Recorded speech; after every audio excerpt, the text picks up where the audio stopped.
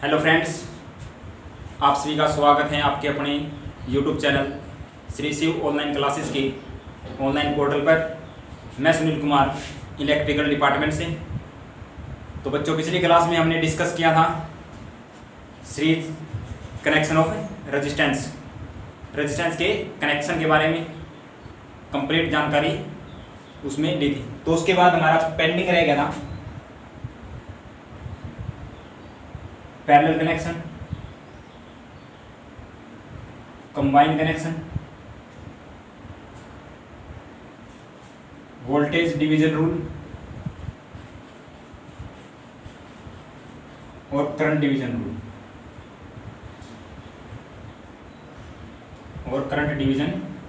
Rule बच्चों, ये हमारा पेंडिंग रह गया था पीछे वाली क्लास में। हमने डिस्कस किया था रेजिस्टेंस, डिस्कस किया ना, लॉ ऑफ रेजिस्टेंस डिस्कस किए थे, ठीक है। उसके बाद सीरीज कनेक्शन डिस्कस किया।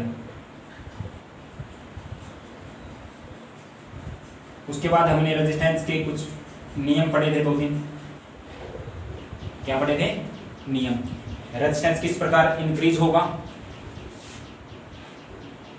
और किस प्रकार डिक्रीज होगा, मतलब ज्यादा और कम। जब आप सेम वायर को खींचकर लंबाई बढ़ाते थे तब क्या फर्क पड़ रहा था, और सेम वायर को एक्स्ट्रा अदर वायर जोड़ के आप उसकी लंबाई को बढ़ा रहे थे तब उस पर क्या इफेक्ट पड़ रहा था। तो एक बार मैं पीछे का क्विक रिवीजन करवा देता हूँ जल्दी से। उसके बाद नए टॉपिक पैरेलल कनेक्शन से क्लास को स्टार्ट करेंगे। तो सर्वप्रथम हमने पढ़ा था रेजिस्टेंस। क्या पढ़ा था जी? रेजिस्टेंस, प्रतिरोध। रेजिस्टेंस या प्रतिरोध। प्रतिरोध हमारा क्या था? किसी पदार्थ का वह गुण। प्रतिरोध क्या था? किसी पदार्थ का वह गुण जिसके द्वारा वह करंट का अपोज करता हो या भी करंट के मार्ग में बाधा उत्पन्न करे, उसी को हमने क्या बोला था? रेजिस्टेंस या प्रतिरोध बोला था। एग्जाम्पल, जिस प्रकार आप बाइक भगा रहे हो, तेज चला रहे हो, अचानक से जो स्पीड ब्रेकर आते हैं वो क्या करते हैं? स्पीड गति को कम करते हैं। उसी प्रकार जो करंट को कम करने का काम कर रहे थे, ऐसा गुण था पदार्थ का, उसे हमने क्या बोला था? रेजिस्टेंस बोला था। इसे आर अक्षर द्वारा प्रदर्शित कर रहे थे। अगर दर्शाना है तो आर अक्षर द्वारा दर्शा रहे थे। सर्किट में अगर लगाना था तो ये सिंबल था इसका। ये क्या था? सिंबल या प्रतीक। सिंबल पढ़ा था हमने। उसके बाद इसको किस इकाई में आप मापोगे? इकाई ओम। रेजिस्टेंस की इकाई क्या थी जी? ओम। ये ओम का सिंबल था। इस प्रकार आप ओम को नोट कर रहे थे, ठीक है। कौन से मीटर के द्वारा मापते हो? ओम मीटर। ओम मीटर। यहां तक हमने प्रतिरोध के बारे में डिस्कस पिछले लेक्चर में क्या था? Quick revision. उसके बाद हमने पढ़े थे लॉ ऑफ रेजिस्टेंस। प्रतिरोध किन बातों पर निर्भर करता है या नियम है? फर्स्ट नियम था आर डायरेक्टली प्रोपोर्शनल लेंथ। अगर किसी कंडक्टर की आप लंबाई बढ़ा रहे हो तो जैसे जैसे लंबाई बढ़ाते जाओगे उसी रेशियो में आपका प्रतिरोध इंक्रीज होगा, मतलब लंबाई के समानुपाती। इसका क्या नाम था जी? समानुपाती होता है, डायरेक्टली प्रोपोर्शनल समानुपाती। उसके बाद सेकंड हमने पढ़ा था रो डायरेक्टली प्रोपोर्शनल 1/अपॉन एरिया, ठीक है। एरिया क्या था जी? क्रॉस सेक्शन क्षेत्रफल। क्रॉस सेक्शन क्षेत्रफल। जैसे जैसे आप वायर को पतला करोगे या फिर वायर का डाया ज्यादा करोगे, ठीक है, वायर को पतला करोगे, उसके उल्टे अनुपात में वायर को क्या कर दिया? पतला कर दिया, तो रेजिस्टेंस क्या होगा? ज्यादा होगा हमारा आर, ठीक है। जैसे जैसे आप मोटी वायर यूज करोगे प्रतिरोध क्या होगा जी? कम होगा, क्योंकि एरिया के उल्टे अनुपात में कार्य रेजिस्टेंस करता है। उसके बाद हमने डिस्कस किया था R directly proportional T, temperature. T हमारा क्या था? तापमान। टी हमारा क्या था? तापमान। जैसे जैसे आप टेम्परेचर की वैल्यू बढ़ा रहे हो प्रतिरोध की वैल्यू बढ़ रही है। ये किन में बढ़ती है ये आगे हम डिस्कस करेंगे, किन में बढ़ती है। ये डिपेंड करता है टेम्परेचर कोफिशिएंट, टेम्परेचर कोफिशिएंट, ठीक है, ये हम डिस्कस करेंगे। टेम्परेचर कोफिशिएंट होता है, ठीक है। उसके बाद हमने यहाँ तक डिस्कस करने के बाद हमने कुछ नोट लिख के 2-3 बातें पढ़ी थी।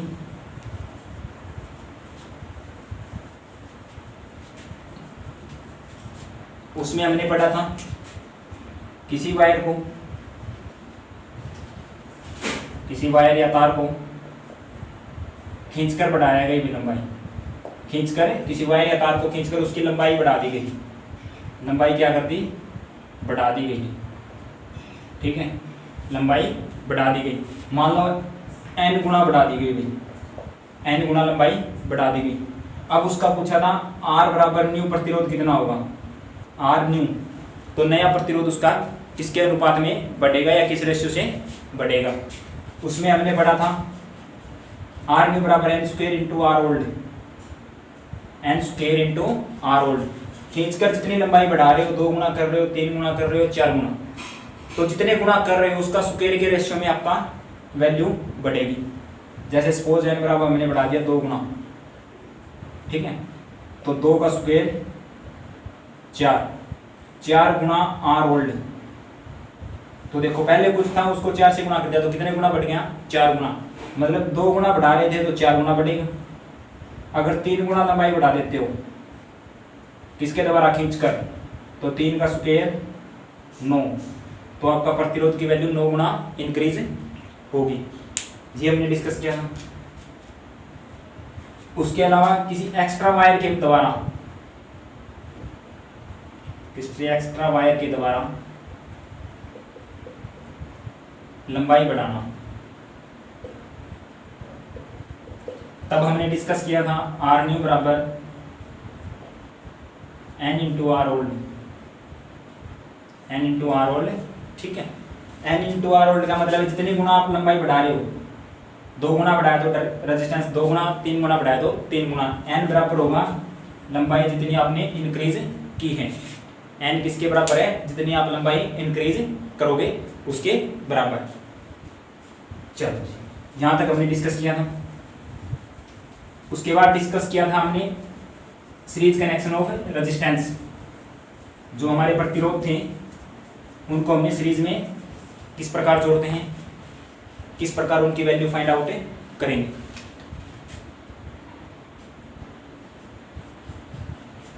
इस प्रकार अगर एक श्रृंखला बन रही है आपकी, इस प्रकार अगर आपकी कोई श्रृंखला बन रही है तो आप ये आपकी सीरीज कनेक्शन होगी।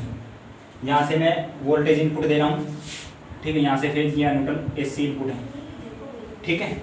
R1 R2 R3 आपका क्या है, प्रतिरोध है। यहाँ से आपका कुछ ना कुछ करंट फ्लो करेगा, ठीक है, माना करंट आई हमारा फ्लो करता है। अब हमने पढ़ा था सीरीज कनेक्शन की विशेषताएं। सीरीज कनेक्शन में वोल्टेज जो है, वोल्टेज प्रत्येक प्रतिरोध में R1 R2 और R3 में विभाजित होगी,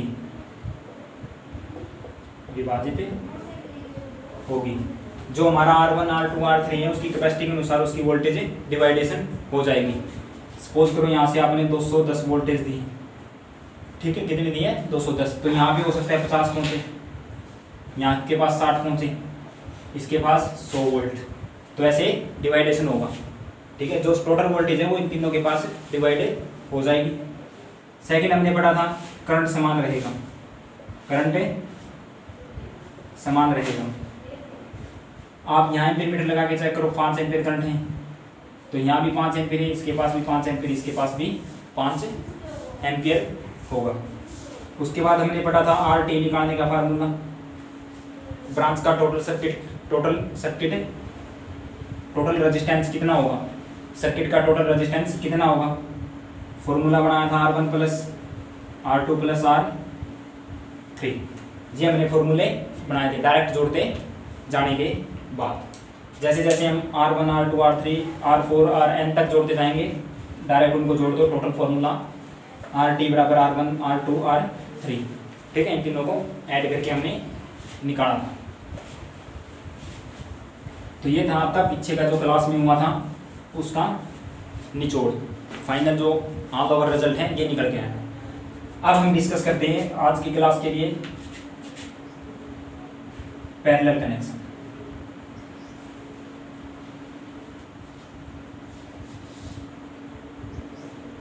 ठीक है जी, सीरीज कनेक्शन कहाँ यूज करते हैं, कैसे करते हैं। सीरीज कनेक्शन आपने देखा होगा, छोटे छोटे लैंपों को आप सजावटी कार्यों के लिए जब प्रयोग करते हो तो उन सभी को आप सीरीज में लगा के अप्लाई वोल्टेज देते हो तो वो सीरीज में जलते हैं।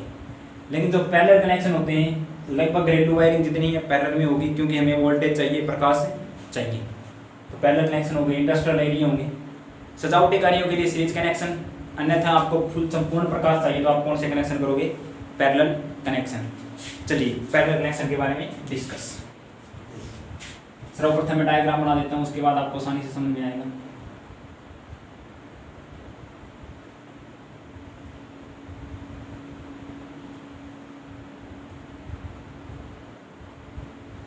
ये हमारा R1 है, R2, R3, इस साइड से हमने फेज इनपुट दिया, इस साइड से न्यूट्रल, यहाँ से कुछ करंट फ्लो हो रहा है इसके अंदर, माना I। ठीक है, माना I। अगर इस तरह से कुछ कनेक्शन किए हों, डेफिनेशन लिख दो, सभी प्रतिरोधों के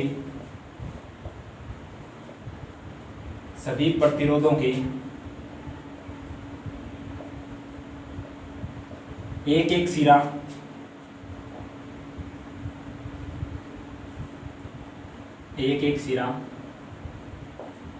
सप्लाई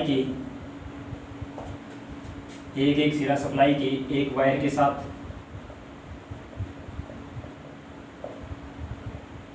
तथा दूसरे सभी सिरे सप्लाई की दूसरी वायर के साथ जोड़ दिए जाएं तो कौन से कनेक्शन होंगे, पैरेलल कनेक्शन होंगे। हर रेजिस्टेंस के, हर उपकरण के 2 पॉइंट होते हैं, प्रत्येक का एक एक सिरा अटैच करके उस पर एक सप्लाई की न्यूट्रल या फेज वायर दे दो। दूसरे जो अपोजिट सिरे बचेंगे उनको अटैच करके फेज या न्यूट्रल, जो आपकी सेंस दूसरी वायर है, यहाँ पे न्यूट्रल दे रहे हो तो यहाँ फेज बचेगा, वो फेज दे दो। कनेक्शन होंगे वो आपके पैरेलल कनेक्शन होंगे। उसके बाद यदि इसकी विशेषताएं, कैरेक्टरिस्टिक इसकी क्या क्या होती है। सभी प्रतिरोधों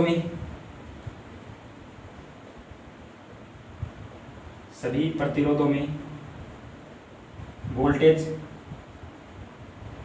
समान रहेगी।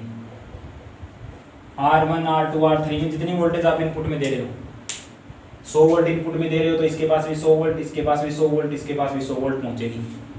ठीक है, सभी प्रतिरोधों में वोल्टेज की वैल्यू समान रहेगी। कंडीशन नंबर 2, सभी प्रतिरोधों में करंट अलग अलग होगा। यहाँ से करंट I इनपुट हो रहे हैं, यहाँ आने के बाद करंट I1 हो जाएगा, यहाँ आने के बाद करंट I2, यहाँ आने के बाद करंट I3। जितना करंट आप इनपुट में दे रहे हो टोटल करंट I1, I2 और I3 के बराबर होगा। टोटल करंट I1, I2 और I3 के बराबर होगा। करंट डिवाइडर होते का मतलब है यहाँ से कुछ आ रहा था जैसे 15 एम्पियर, 10 एम्पियर, उसके बाद 2 एम्पियर यहाँ गया, 3 एम्पियर यहाँ गया, 5 एम्पियर यहाँ गया, टोटल कितना होगा 10 एम्पियर। तो यहाँ पे जो डिवाइड हुआ 2 एम्पियर, 3 एम्पियर, 5 एम्पियर, वो उनकी कैपेसिटी के अनुसार डिवाइड होगा, प्रतिरोध की कैपेसिटी के अनुसार डिवाइड होगा। ठीक है, अब हमने पढ़ा है भी, या फिर इसीलिए लिख लो। ठीक है, कुल करंट I जो हमारा है किसके बराबर होगा, I1 plus I2 plus I3। 3 प्रतिरोध लगाए जिसके बराबर होगा ना प्रतिरोध, 3 प्रतिरोध हैं तो I1, I2 और I3 के बराबर होगा ना हमारा टोटल करंट। क्योंकि करंट यहाँ से इनपुट आ रहा है, यहाँ आने के बाद बढ़ रहा है, तीनों को अगर वापस लेके आऊँगा तो टोटल इसके बराबर हो जाएगा। ओम्स लॉ के अनुसार V बराबर आई आर, आई बराबर V बटे आर, V बटे आर। ये हमारा क्या है, आई है, ठीक है ना, ये हमारा क्या है, आई है। I1 किसके बराबर होगा, I1 किसके बराबर होगा, I1 होगा जी हमारा V अपॉन, देखो V अपॉन आर, V हमारी हर जगह सेम है, V upon R1 plus V upon R2 plus V upon R3। I1 को मैंने इसके बराबर लिख दिया V upon R1, I2 V upon R2, I3 V upon R3। V हर किसी में समान है, सभी प्रतिरोधों में वोल्टेज समान रहेगी, इसीलिए V सभी में क्या है, समान। अब मैं क्या करता हूँ, V को मैंने निकाल दिया जी कॉमन, ठीक है, V को क्या कर दिया कॉमन। अब देखो यहाँ क्या बच गया, 1 upon R1 plus 1 upon R2 plus 1 upon R3, 1 upon R3। देखो ये भी यहाँ पे गुणा में है, अगले स्टेप में चलते हैं। I अपॉन V ये यहाँ पे गुणा मत है, किस में दिया है, हमें भाग में, बराबर 1 upon R1 plus 1 upon R2 plus 1 upon R3, ऐसा क्रम चलेगा। उसके बाद अब R क्या होता है, R क्या होता है, V अपॉन I होता है। जब मैं इसको चेंज करूंगा, I अपॉन V करता हूँ, तो इस साइड में लिख सकता हूँ 1 अपॉन R, क्योंकि इसको मैं पलट दिया तो इसको पलट देना, इसके बटे में 1, जब इसको पलटूंगा तो 1 अपॉन R हो जाएगा, I अपॉन V हो जाएगा। अब इसको मैं क्या लिख सकता हूँ, 1 अपॉन R T, क्योंकि ये टोटल प्रतिरोध बताएगा आपका सर्किट का, ठीक है। यहाँ पे I था टोटल, अब ये इसको मैंने R बना दिया तो RT लिखना पड़ेगा टोटल प्रतिरोध, क्योंकि RT नहीं लिखोगे तो ये वैल्यू आपकी मैच कर देगी, ठीक है, इसलिए इसको मैंने डिनोट कर दिया RT के द्वारा।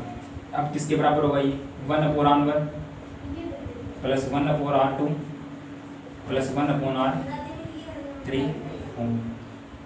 टोटल ऑल ओवर जो रिजल्ट निकल के आया हमारा वो है कि सभी प्रतिरोधों में करंट अलग अलग था, वोल्टेज समान है। टोटल करंट प्रतिरोध अगर निकालना हो तो इस फॉर्मूले के द्वारा निकाल सकते हो। 1 upon RT 1 upon R1 plus 1 upon R2 plus 1 upon R3। Last value जब निकालोगे, ये प्रोसीजर यहाँ तक करने के बाद चलो एक न्यूमेरिकल मान लेते हैं, इसको समझाने के लिए एक न्यूमेरिकल मान लेते हैं कुछ भी, ठीक है। R1 और R2 और R3 की वैल्यू मान लेते हैं,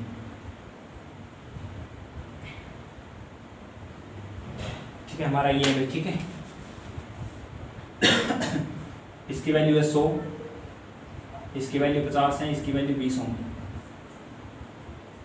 आपसे पूछा है टोटल प्रतिरोध बताओ, RT बराबर कैलकुलेट करो। फार्मूला क्या है, 1 upon RT is equal to 1 by R1, R1 की वैल्यू कितनी है 100 प्लस 1 बाई 50 प्लस 1 बाई 20। इतना करने के बाद आपको क्या करना है, इस साइड जो नीचे है उसका क्या करना है, इनको जोड़ना है ना। जोड़ने के लिए आप क्या दोगे, एलसीएम लेना पड़ेगा इसी का, ठीक है। क्या लेना पड़ेगा, एलसीएम। इसका एलसीएम आ गया जी 100, ठीक है। इसका एलसीएम कितना आएगा 100। 100 से 100 को भाग दिया 1, 1 की 1 से गुणा करी 1। 100 को 50 से भाग दिया, 50 दूनी 100, 2 आया, 2 को इस ऊपर वाले के साथ क्या करनी है आपको, मल्टीप्लाई, ठीक है। आई होप आशा करता हूँ आपको एलसीएम लेना आता होगा, ठीक है। अगर नहीं आता तो आप कमेंट में बताएंगे एलसीएम लेना आता है या नहीं, तो उस पे बेस में एक स्पेशल वीडियो मैथ की बना के एलसीएम और एचसीएफ अपलोड कर दी जाएगी। आप उससे एलसीएम और एचसीएफ सीख जाओगे। 100 को 50 से भाग दिया, कितना आया 2, 2 को 1 से गुणा करी 2।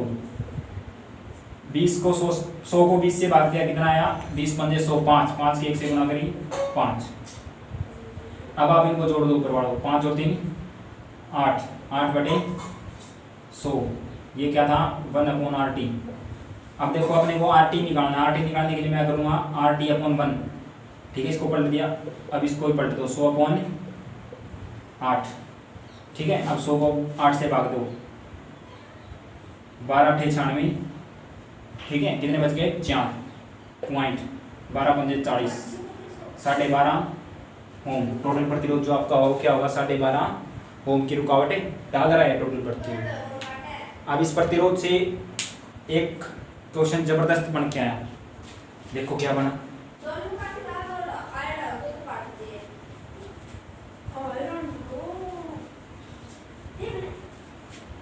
सीरीज कनेक्शन में हमने डिस्कस किया था ऑल ओवर जो रिजल्ट निकलेगा RT, उसकी जो वैल्यू होगी, उसकी वैल्यू जो होगी वो क्या होगी? ब्रांच में लगे या सर्किट में लगे सबसे हाईएस्ट मान के प्रतिरोध से ऊपर की वैल्यू होगी, या जो सबसे बड़ा प्रतिरोध उससे बड़ी वैल्यू आएगी RT। लेकिन पैरेलल कनेक्शन में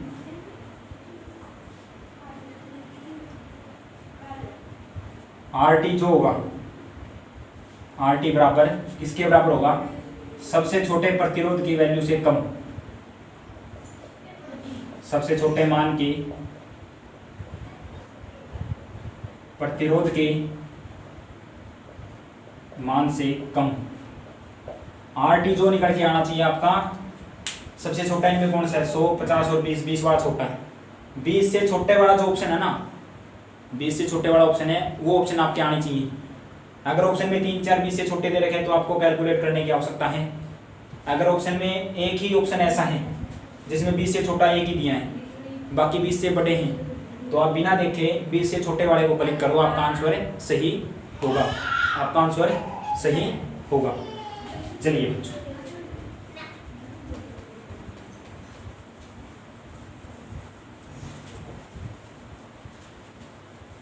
पैरेलल कनेक्शन में आपको समझ आया होगा इतना। तो ये था हमारा पैरेलल कनेक्शन। अब 1-2 फार्मूले बता देता हूँ आपको।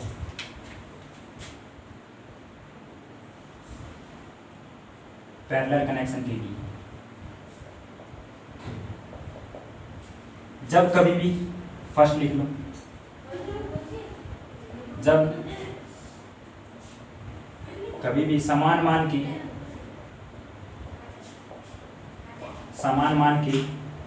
n प्रतिरोध की मतलब है संख्या, कितने भी हो सकती है, 1, 2, 5, 10, 15, 20, n प्रतिरोध सर्किट में लगे हों, तब RT बराबर होगा R/N। n क्या है?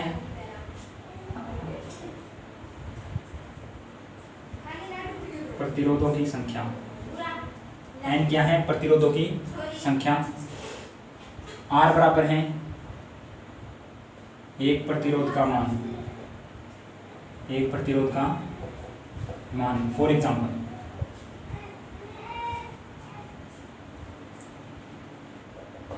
देखो, आपको अगर एग्जाम्पल से समझाऊं, आप उससे जस्ट टाइम सेटिस्फाई हो सकते हो। इसने बोला जब कभी भी समान मान के n प्रतिरोध सर्किट में लगे हों, तब RT बराबर R/N एक प्रतिरोध का मान और प्रतिरोधों की संख्या के इक्वल होगा। सपोज करो यहीं लगा दो, कोई दिक्कत नहीं है, ठीक है, यहीं लगा दो आप, ठीक है, यहीं बना देता हूँ मैं डायग्राम। समान मान के भाई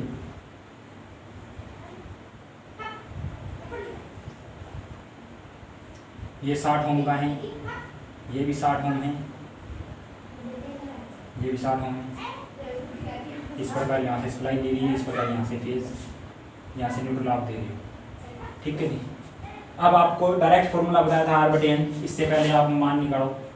R क्या है? 60, N है प्रतिरोधों की संख्या, 1, 2, 3 से भाग दिया, डायरेक्ट कितना है आपका? 20 ओम आंसर आया, कोई दिक्कत नहीं।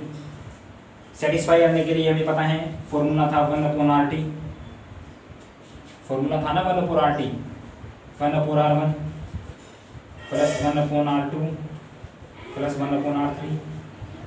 आगे फाइंड आउट किया 1/60, 1/60। जब नीचे सेम संख्या हो, ये 60 है भाई, जब नीचे समान संख्या हो, हर बार का हर का सेम, सबका हर सेम हो, तो सेम संख्या ही आपका एलसीएम आती है।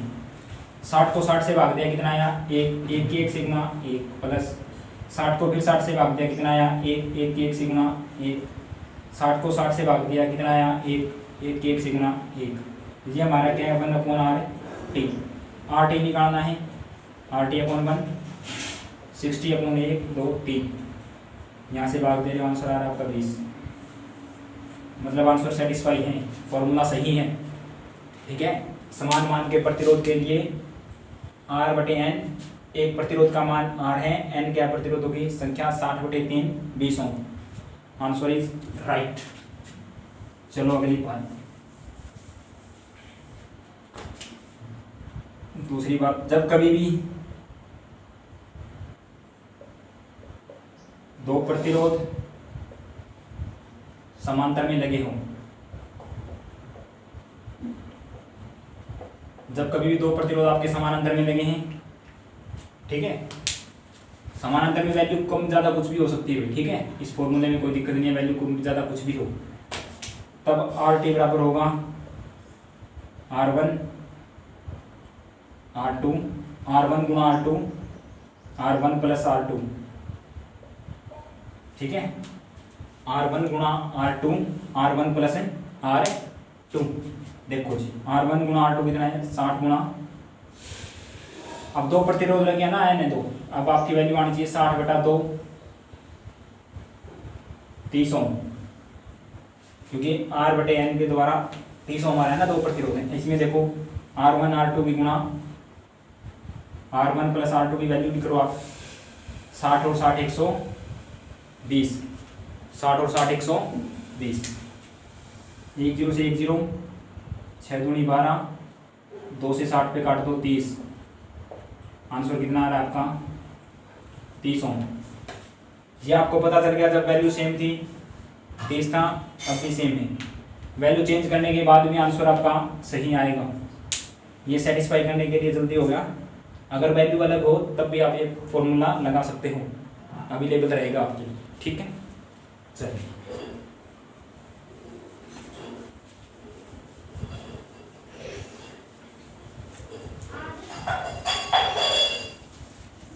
इसके बाद हम डिस्कस करते हैं कंबाइन सर्किट। कौन सा सर्किट है जी? कंबाइन सर्किट या कनेक्शन। कंबाइन होता है मिश्रित कनेक्शन। क्या होता है? मिश्रित कनेक्शन ऐसे कनेक्शन जिसमें सीरीज और पैरेलल दोनों कनेक्शनों की विशेषताएं पाई जाए, ठीक है, मतलब जिसमें प्रतिरोध सीरीज और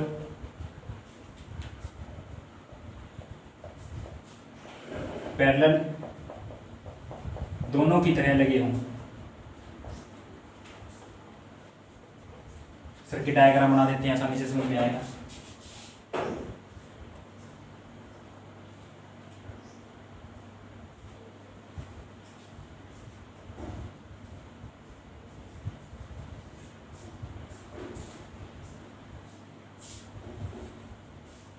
यहाँ से आप ऐसी दे रहे हो वोल्टेज,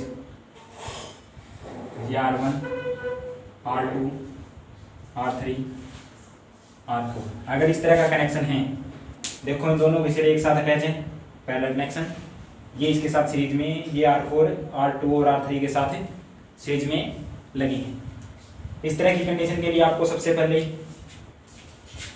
पैरेलल में लगे प्रतिरोधों को, पैरेलल में लगे रेजिस्टेंस का RT निकालना होगा। सर्वप्रथम आप जितने भी पैरेलल में लगे हैं उनको सॉल्यूशन करो, इसका और इसका सॉल्यूशन करने के बाद जितनी वैल्यू आती है उस वैल्यू को आप क्या करो, एक यहाँ पे नॉर्मल मान लो, भैया ऐसे लगा है, इनकी वैल्यू जो भी आती है, R3 जो भी वैल्यू आएगी, R3 नहीं R5, ठीक है। फिर ये सर्किट को हटा के आप R5 एक प्रतिरोध मान लो, ये दो लगाने की बजाय मैं इतना लगा सकता हूँ सीरीज में। अब सीरीज का आपको पता है R1 plus R5 plus R4 हो जाएगा। फिर इसके द्वारा आप टोटल प्रतिरोध निकाल दोगे। ये फॉर्मूला आपके लिए हर बार सही रहेगा, या फिर यही बेस आपको अच्छे न्यूमेरिकल तक लेके जाएगा। ठीक है, ये हमारा कौन सा है, कंबाइन कनेक्शन। इसमें बताने लायक टोटल रेजिस्टेंस जो निकालना होता है वही चीज़ है। ठीक है,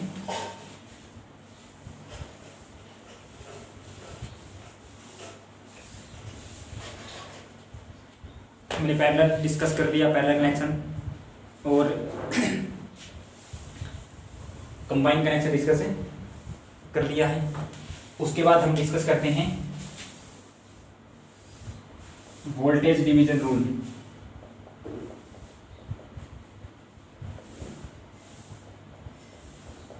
और करंट डिवीजन रूल।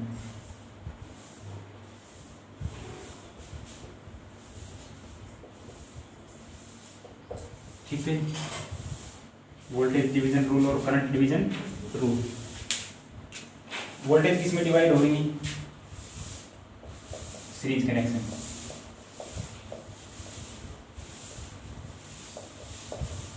तो यह नियम कब लगेगा, जब दो प्रतिरोध सीरीज में लगे हों। ठीक है, करंट कहाँ डिवाइड होता है, पैरेलल सर्किट में। ठीक है, एक सेकंड, पैरेलल सर्किट में हमारा क्या होता है, करंट डिवाइड होता है, वोल्टेज सेम रहती है। यह नियम कब लागू होगा, जब दो प्रतिरोध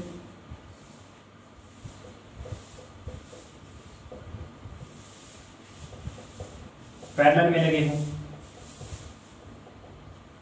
ठीक है, जब दो प्रतिरोध पैरेलल में लगे हों। ये सीरीज में है R1 R2।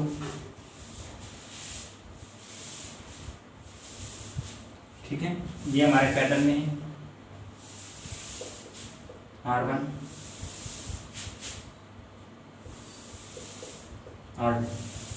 यहाँ से आप फेज दे रहे हो, यहाँ से आप न्यूट्रल दे रहे हो। ठीक है, अब आपको डायरेक्ट क्या निकालना है, यहाँ पे ये वी मैक्सिमम होता है। यहाँ पे जो वोल्टेज दी ना आपको 200 वोल्ट 220 वोल्ट जो भी दिए हैं, जो आपको वोल्टेज दी उसे आप बोलते हो वी मैक्सिमम या वी मैक्स। वी मैक्स का मतलब वी मैक्सिमम। यहाँ पे आपको जो वोल्टेज दिए वी बराबर 200 वोल्ट। करंट डिवीजन रूल है ना, यहाँ पे आपका करंट डिवाइड होगा। यहाँ पे आपको जो ब्रांच का करंट दिया है, क्या दिए हैं, ब्रांच का करंट आई, वो होता है आई मैक्स 10 एम्पियर 20 एम्पियर, जो भी आपको दिया। ठीक है, जो भी आपको दिया गया है वही होगा इसके अंदर। वोल्टेज डिवीजन रूल में क्या होता है, आपको निकालनी है वोल्टेज किसकी, R1 की, VR1 वोल्टेज R1 की निकालनी है।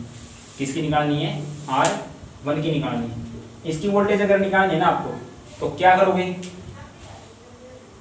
जिसकी निकालनी है उस प्रतिरोध की वैल्यू ऊपर R1, जिसकी निकालनी है उसकी वैल्यू ऊपर, नीचे टोटल का प्रतिरोध, पूरे सर्किट का प्रतिरोध गुणा में V मैक्सिमम, गुणा में V मैक्स। ठीक है, गुणा में V मैक्स या V मैक्सिमम। सपोज करो इसका प्रतिरोध आपको दिया है 100 ओम, इसका दिया है 50 ओम, वोल्टेज आपको दिए 200। ठीक है, आप 200 मान लो एक बार। ठीक है भाई, वोल्टेज दिया आपको 200 वोल्ट। लगा के देखो फार्मूला, VR1 में क्या होगा, R1 की वैल्यू निकालनी है। R1 निकालना है तो सेम ऊपर रहना है, ऊपर वाली की वैल्यू कितनी है 100। टोटल कितनी वोल्टेज है, R1 और R2 की वैल्यू कितनी है 100 और 50 150। डायरेक्ट जोड़ना है, गुणा में आप क्या कर दो, V मैक्स 200, गुणा में क्या कर दो 200, काटो जी 0 से 0, 5 से काट दो, 5 दिए 15, 5 चौका 20। ठीक है, अब 3 से कटता है क्या, 3 से इसे काट दो भाई, 3 से क्या करता हूँ, इसे काट दो, 3 से कट जाएगा 33.5, 3 पे 33.3 पे। इसकी आप क्या करो, गुणा करो, 3 चौके 12, 1, 3 चौके 12 और 1 13, 3 चौके 12 और 1 13, 133.2 वोल्ट इसने अपने पास रोक ली। ठीक है, आगे वाला निकालो, प्रतिरोध कितना है 50 ओम। VR2 निकालोगे ना तो वैल्यू R2 के ऊपर रखनी है, सीधी सी बात है। टोटल प्रतिरोध कितना है 150 ओम गुणा में 200, 50 दिया 150, 2 से इसको काट दोगे 66.6। ठीक है, 66.6 आंसर आ गया आपका 66.6 वोल्ट। ठीक है, तब आप इनको जोड़ोगे ना लगभग 200 बैठेगी, लगभग 200 आनी चाहिए, क्योंकि टोटल डिवाइड हो रहे तो इस जोड़ के बराबर आपकी वोल्टेज आनी चाहिए। ठीक है, 66.6 33 पॉइंट कुछ आएगा, 3 3 चलता रहेगा ऐसे। ठीक है, तो ये 2 2 चलते रहेंगे, ये 6 6 चलते रहेंगे, लास्ट में आपकी वैल्यू आ जाएगी। ठीक है, उसके बाद करंट डिवीजन रूल, यहाँ से आपका करंट जा रहा है मैक्स, आपको निकालना है R1 और R2 है, इसकी वैल्यू आप R1 बराबर 50 मान लो, R2 बराबर 100। ठीक है, आई फर्स्ट प्रतिरोध की आई निकालना है। इसमें जब निकालना है ना आपको आई फर्स्ट निकालना है, तो ऊपर जो वैल्यू लेनी है किसकी लेनी है R2 की, नीचे R1 प्लस R2 गुणा में आई मैक्स। करंट क्या है, प्रतिरोध के उल्टे अनुपात में होता है ना, तो जिसका प्रतिरोध ज्यादा उसका करंट कम, जिसका प्रतिरोध कम है उसके पास करंट ज्यादा जाएगा। निकालो, आपको I1 निकालना है, मतलब इस ब्रांच का करंट निकालना है, I1 क्या आएगा। ठीक है, तो ऊपर कौन सा लेना है 100, अपोजिट वाला लेना है, कौन सा लेना है अपोजिट वाला। टोटल कितना है 100 और 50 150, टोटल मैक्सिमम करंट कितना है हमारा 10 एम्पीयर है। ठीक है, फर्स्ट टाइम हमने 10 एम्पीयर माना, 10 एम्पीयर काट दो, 0 से 0 कट गई, 15 6 90 कितना बच गया 10, 15 6 90 6.66 एम्पीयर, 6.66 एम्पीयर। यहाँ पे करंट कितना है 6.66 एम्पीयर। ठीक है, I2 निकालना है आपको, ये क्या होता है I2 निकालना है, तो अपोजिट वाला कौन सा R1 upon R1 plus R2। R1 की वैल्यू कितनी है 50 ओम, टोटल 150 गुणा में 10, 50 दिया 150, 3 से कट जाएगा 3.33, तो ये आपका एम्पीयर करंट होगा। देखो ये पहले वैल्यू बताई थी, जो आपका करंट है वो प्रतिरोध के उल्टे अनुपात में होता है। ठीक है, एक बार दोबारा बता देता हूँ थोड़ा।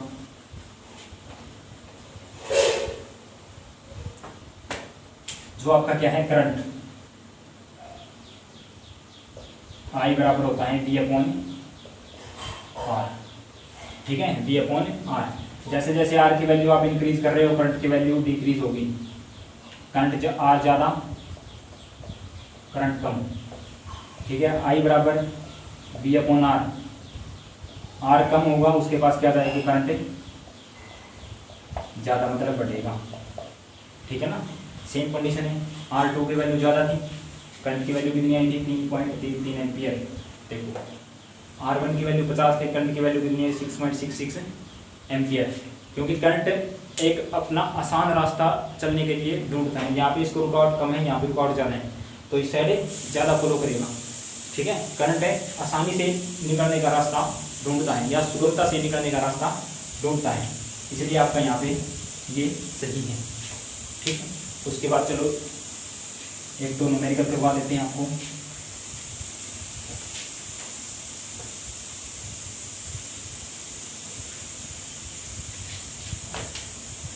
उसके बाद आपके रेजिस्टेंस बेस न्यूमेरिकल,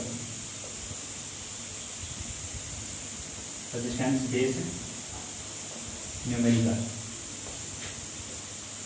ठीक है, क्या है रेजिस्टेंस बेस न्यूमेरिकल। देखो मैं डायग्राम बना देता हूँ।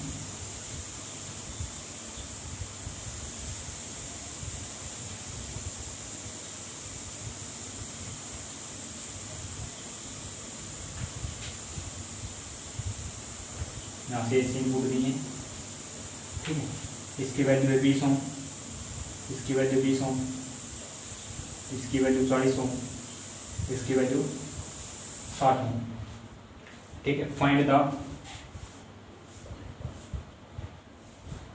The value of RD, total प्रतिरोध ज्ञात करो।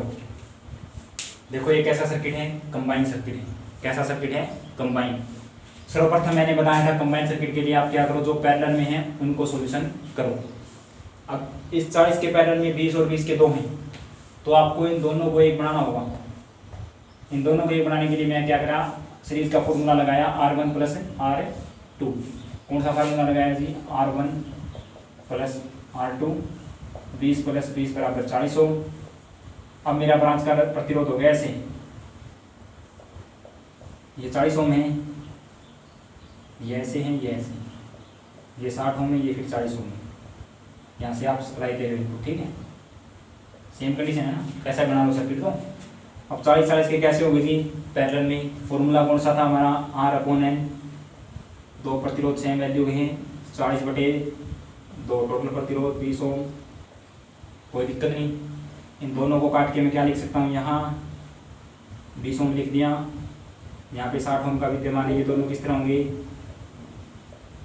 सीरीज 60 और 20 80 ओम। आंसर कितना होगा, 80 ओम।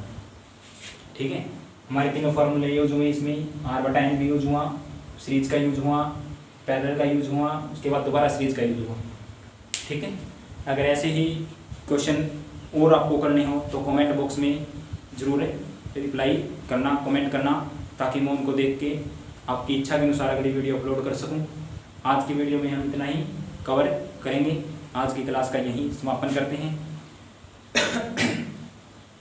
वीडियो अच्छी लगे तो वीडियो को लाइक, चैनल को शेयर और सब्सक्राइब करियो। कमेंट बॉक्स में अपना कमेंट जरूर देना, ठीक है। Thank you, have a nice day.